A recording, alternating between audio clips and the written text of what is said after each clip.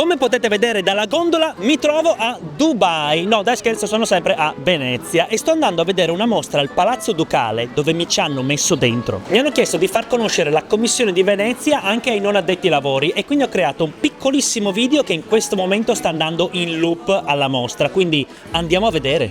È una mostra che parla della democrazia di Venezia, che parte dalla Serenissima fino alla Commissione di Venezia. Starete pensando, certo, la Commissione di Venezia, l'irreprensibile Commissione di Venezia. Non sapevo che fosse anche una cosa di Venezia ed è qui che entro in gioco io. Allora, la mostra è in Palazzo Ducale, mi sono salvato l'indirizzo, è in Piazza San Marco 1.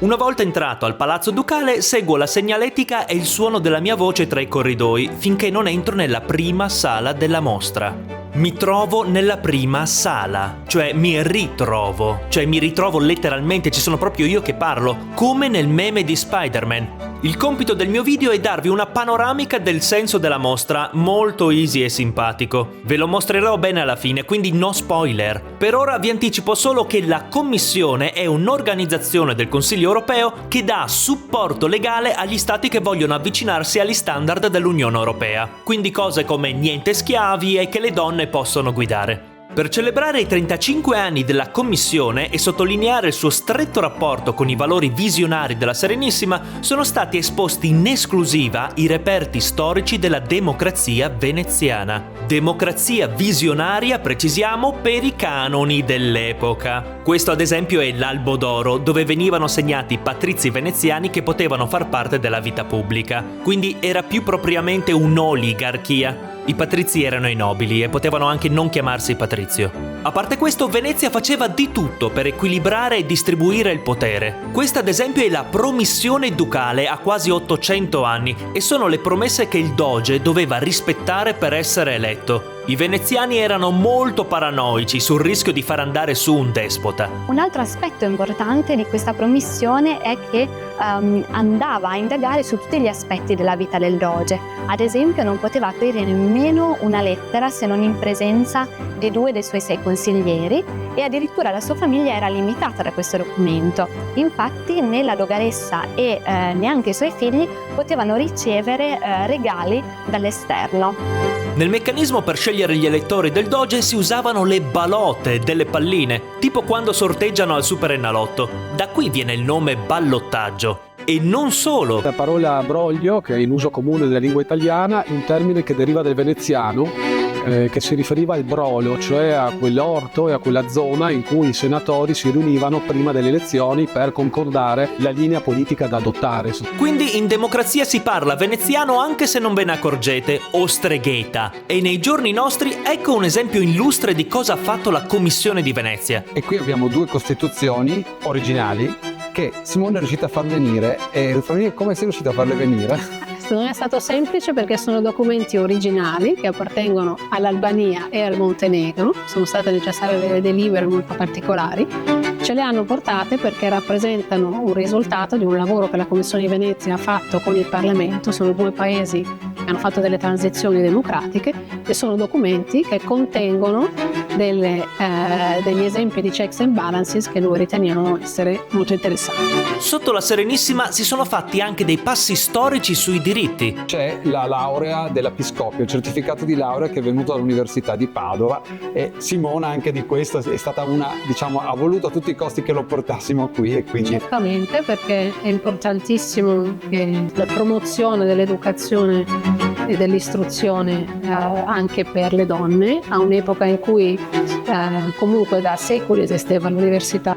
È stata la prima donna laureata al mondo, Elena Lucrezia Corner. L'abbiamo incontrata nel documentario su Padova. Certo, poi hanno fatto in modo che le donne non si laureassero più per altri 60 anni, però il sassolino era stato lanciato ed è stato un passo in avanti storico. Poi c'è la contaminazione della laguna, quindi diritto ambientale. La Venezia ci teneva tanto alla protezione della propria laguna perché era da un certo punto di vista la sua difesa, ma nello stesso tempo il suo ambiente. E quando è stato fatto il taglio del Sile, lo abbiamo visto parlando del Sile, ma sono stati fatti tantissimi tagli. In ultimo una vera chicca, il registro dove è stata scritta la condanna di Casanova. È un documento molto importante perché certifica appunto di questa condanna che fu inflitta a Casanova, che languì qui all'interno di Palazzo Ducale nelle celle note come i piombi per 15 mesi. Finalmente testimonia una volta per tutte la veridicità del racconto casanoviano e della sua incarcerazione che in secoli passati qualcuno mise in dubbio. Non potevo non cogliere l'opportunità di vedere i piombi dove è stato rinchiuso, che risultano anche particolarmente accoglienti con la loro copertura in legno. A Milano uno spazio così te lo affittano almeno a 2.000 euro al mese e con meno arredamenti. Vi lascio con la versione integrale ed esclusiva del video che sta girando alla mostra, così potrete avere un'idea più chiara del popò di roba che vedrete qui. Se volete vedere la mostra vi lascio tutte le info in descrizione, fidatevi che merita. Ricordatevi, questo posto si chiama Palazzo Ducale. Ciao! Venezia! Tutti la conosciamo per i suoi canali, le gondolette, il carnevale e i cicchetti col baccalà mantecato rigorosamente senza panna. Oggi però voglio mostrarvi qualcosa di diverso, qualcosa di meno turistico e scenografico, ma che ha permesso di tenere in piedi tutta la baracca. Venezia non è diventata Venezia per caso. Fin dai tempi della Serenissima, questa città ha costruito un avanzatissimo sistema di equilibrio di poteri che impediva a chiunque di spadroneggiare e fare il buono e il cattivo tempo. Nonostante allora non fosse ancora una democrazia compiuta, ha avuto delle intuizioni che si ritrovano tutt'oggi nelle democrazie moderne. I would say that one of the main objectives of the Venice Constitution, if we can use the term constitution in that context, was to prevent accumulation of power and to prevent abuse of power. Insomma, un sofisticato meccanismo di specchi e leve per impedire che qualcuno accumulasse troppo potere. Venezia è stata all'avanguardia per secoli nel diritto e se non ci credi, pensa che quello che oggi chiamiamo ballottaggio deriva dalle balotte, le palline, che si utilizzavano a Venezia per votare. Non sorprende quindi che questa città sia diventata anche la sede della Commissione del Consiglio d'Europa che si occupa dello Stato di diritto e che viene chiamata con grande fantasia la Commissione di Venezia. Si ritrova qui alla Scuola Grande di San Giovanni Evangelista. Grande non solo perché è molto grande, ma anche perché era un simbolo della società civile. Qui si riunivano i cittadini laici, quindi non aristocratici né clericali, per tutelare i diritti dei membri ed esercitare attività caritatevoli per i più bisognosi. Tutto molto bello e nobile, ma nel concreto, cavolo fa questa Commissione di Venezia? Si tratta di un organo consultivo del Consiglio d'Europa. La sua missione è offrire consulenza giuridica agli stati che vogliono allinearsi agli standard europei e internazionali in tema di democrazia, diritti umani e Stato di diritto. Uno Stato di diritto è uno Stato in cui esistono regole precise, condivise e rispettate. Questo ha garantito la plurisecolare storia.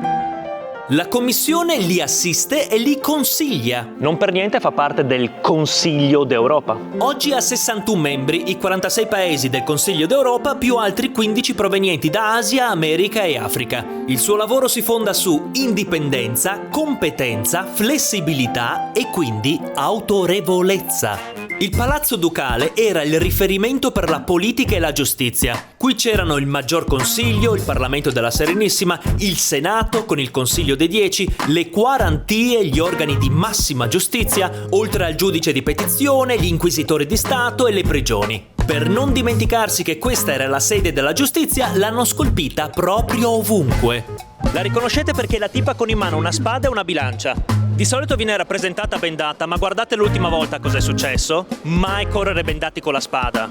Un altro simbolo della giustizia a Venezia è il doge che si inginocchia davanti al simbolo della Repubblica, che significa che nessuno, neanche il doge stesso, era al di sopra delle leggi. Una regola che sarebbe da rispolverare un po' oggi. Pensate che quando moriva il doge era anche vietato vestirsi di nero, perché era solo morto un uomo, non la Repubblica. La Repubblica non muore mai. Insomma, allora come oggi, Venezia rimane un simbolo di promozione della democrazia e prevenzione dell'abuso dell'accentramento del potere. Un sistema di valori che ha permesso alla Serenissima di durare così tanto, superando ostacoli per oltre 700 anni. Ostacoli che esistono ancora, si rinnovano, cambiano forma, vanno e vengono come le maree. Per questo c'è bisogno di qualcuno che sappia gestire l'acqua alta.